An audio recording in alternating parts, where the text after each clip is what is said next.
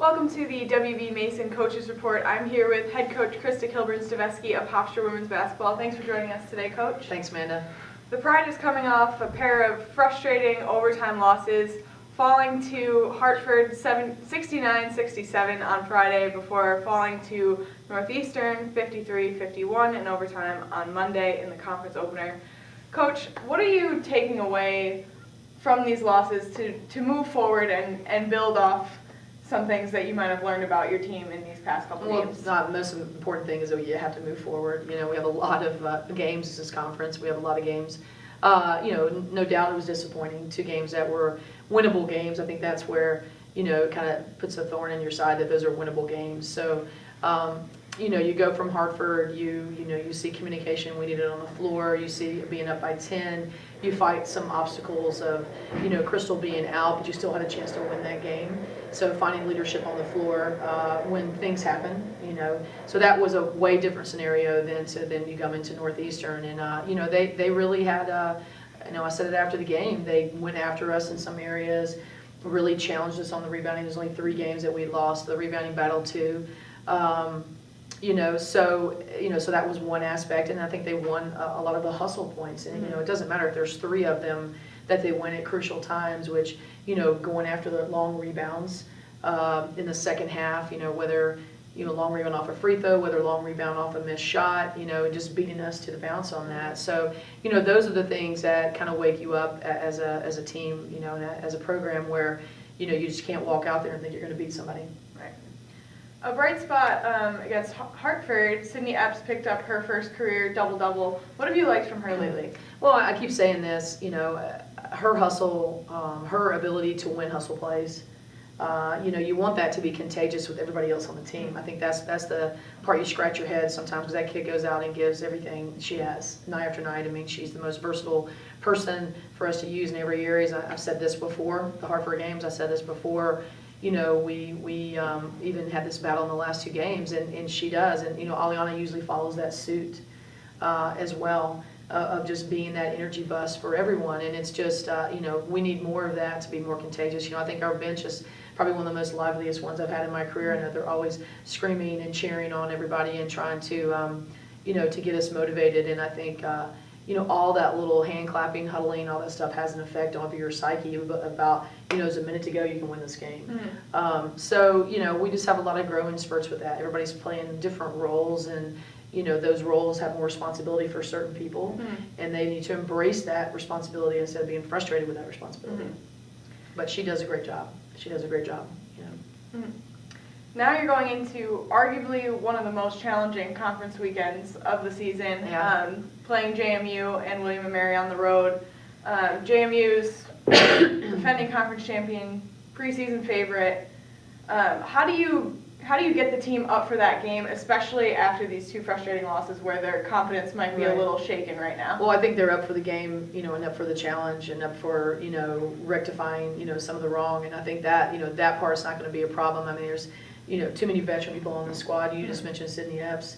She'll have the team motivated. She knows what it means by going down to Harrisonburg. So does Aliana, and then you've got obviously Ashane and Crystal. So I don't think that's a problem. I mean, these kids are Division I scholarship athletes that have had a lot of success and have had failure. So they don't hover up and duck into the face of a little frustration, a little failure. So I mean, that's why you want your son or your daughters playing some type of sport, something that is challenging them. Mm-hmm. So to let them face things head on and figure out a way, to come out on top. And that's what I love most about sport, and you talk to former athletes you played with. I was on the phone this morning with someone who played at Georgia that's my age, and we talk about that toughness and where people are in their lives now based on their experiences, through their college experiences, their coaches, and being pushed and teaching them how to fight through. That to me, if anybody doesn't gain anything out of my program, that's what I want them to gain. It's like, hey, it's great when it's 85 and sunny. We all can think we're great and, kumbaya. Mm-hmm. It's like, what are we, when we're faced with something head on that we have to tackle. So I think that's the message they get from us as leaders in the program. Nobody's perfect. We're all human. We all make mistakes. It doesn't come down to one last play. Right. in both games. You know, measurement of everybody is what we can do collectively to improve so we don't get to that last part all the time. And I think that's my big focus today is like, you know, we don't need to be settling to win, you know, every game in the last, you know, 1 minute of each game. So, you know, we have a lot to grow, but I said that, you know, I'm not being out of shape because I know we need to be where we need to be, and I know January is going to make us get where we need to be. So that's a part that, you know I've been saying that all along, that, you know, we haven't arrived of anything. We're still trying to find our roles and who's going to give us what.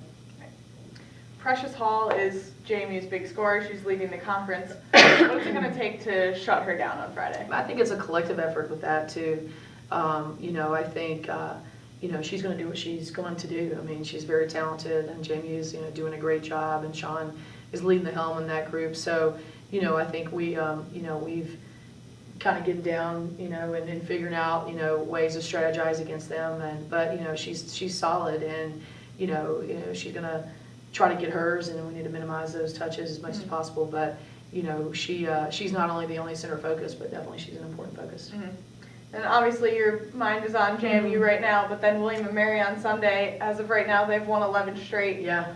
What's it going to take to battle with them on Sunday? Well, I said that when we played Hartford, that was, you know, a little bit more pieces that William & Mary has. You know, that Hartford, but they play similar. You know, they cause you to turn the ball over.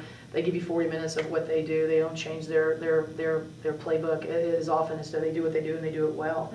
So, I mean, kudos to him. I've always said that. You know, he had a lot of injuries last year. I knew they were going to be the team to reckon with, you know, this season, along with Elon as well. So, I mean, you know, it is what it is. So we know what we got to face. Big weekend, 3-game road swing for us anyway too, because we don't even get home after we come home, but we have Towson away. So, you know, it's it. There's no hiding in conference. This is everybody you got to play. And the first time I think we played JMU early in a number of years. You know, it's generally like late January or February, and then the next week again. So, you know, it'll be good to play top level competition. You know, we know where we needed to grow. Now it's gonna, you know, keep moving forward about what, you know, what kind of team we can be. The Pride continues conference play this weekend, heading to JMU on Friday, and then William & Mary on Sunday. Thanks for joining us today, Coach. Thank you.